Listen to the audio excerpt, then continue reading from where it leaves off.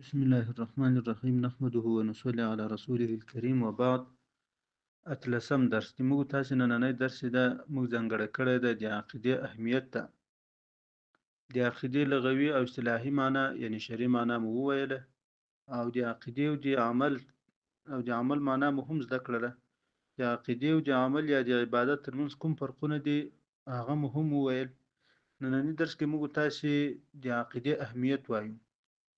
نو د عقیدې اهمیت قال الإمام الأعظم أبو حنيفة نعمان بن ثابت المتوفى سنة يوصل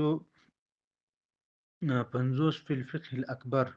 امام ابو حنیفه رحمه الله یو کتاب ده د موږ تاسو په مدارسو کې تدریسیږي، د عقایدو مربوط کتاب ده، الفقه الأكبر ورته ویل کیږي. نو دا بیا بل تحقیق ته فقه اکبر او فقه اصغر دا بیا څه توپیر سره لري. نو خو مطلب دا چې دغه یو کتاب ده، په دغه کتاب کې امام ابو حنیفه رحمه الله یو مسله ذکر کړې د عقایدو مربوط.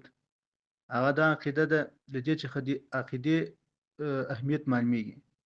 هغه دغه مسأله ده: وما كان من السيئات دون الشرك والكفر ولم يتب عنها صاحبها حتى مات مؤمنا في مشيئة الله تعالى إن شاء عذبه وإن شاء عفا عنه ولم يعذب بالنار أصلا.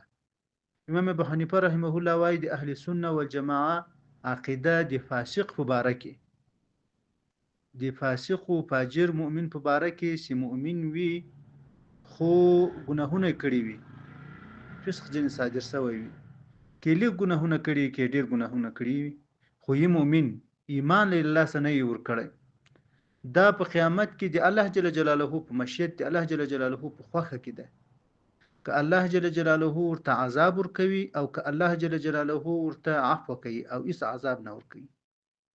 ګوري دا معنا نه ده چې الیاذ بالله نو دا په الله جل جلاله باندې لازم او واجب ده چې الله به خامخا هغه مؤمن ته هیڅ ګناه نه ورکړي او ته به خامخا جنت ورکوي په واجب ده، او یا به هغه کافر او مشرک ته دا په الله جل جلاله واجب ده چې هغه ته به عذاب ورکړي. دا نه معنا.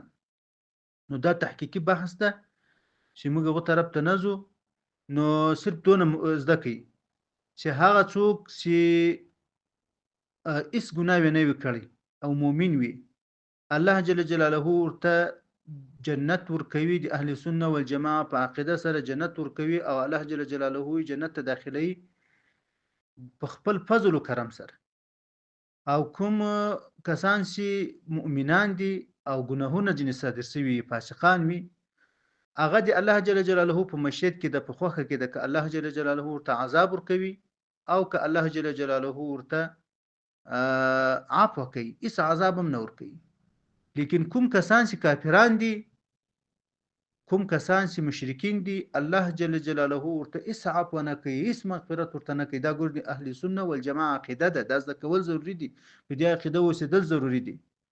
هغوی ته الله جل جلاله مغفرت نه کوي، کفر الله جل جلاله نه بخي، شرک الله جل جلاله نه بخي.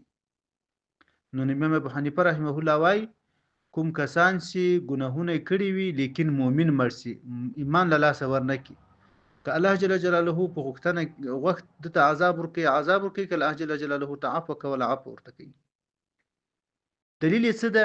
دلیل ګڼ شمېر آیاتونه دي، لیکن یو آیات کریمه موږ دلته راخیسته ده، هغه د قول ده د الله جل جلاله: ان الله لا يغفر ان يشرك به ويغفر ما دون ذلك لمن يشاء ومن يشرك بالله فقد افترى اثما عظيما.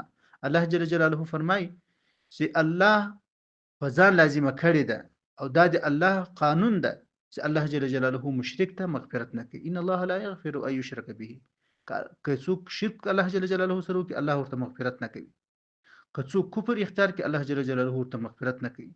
او له دې کفر او له شرک را په دې خو نور ګناهونه سي دي الله ورته مغفرت کوي کوم کسانو چې دي الله خو کوي. ګوري ومن يشرك بالله فقد افترى اثما عظيما، هغه کسان چې الله جل جلاله سره شریک وګرځي بل څوک، فقد افترى اثما عظيما، ډېر لو ګناه کړي، ډېر لو تیروتنه کړي ده. یعنی له شرک باید ځان موږ تاسو وساتو او له کفر باید موږ تاسو ځانونه وساتو. او له شرک څخه د عقایدو په ذریعه سره د صحیح عقیدې په زده کړې سره مو ځانونه ساتلی شو.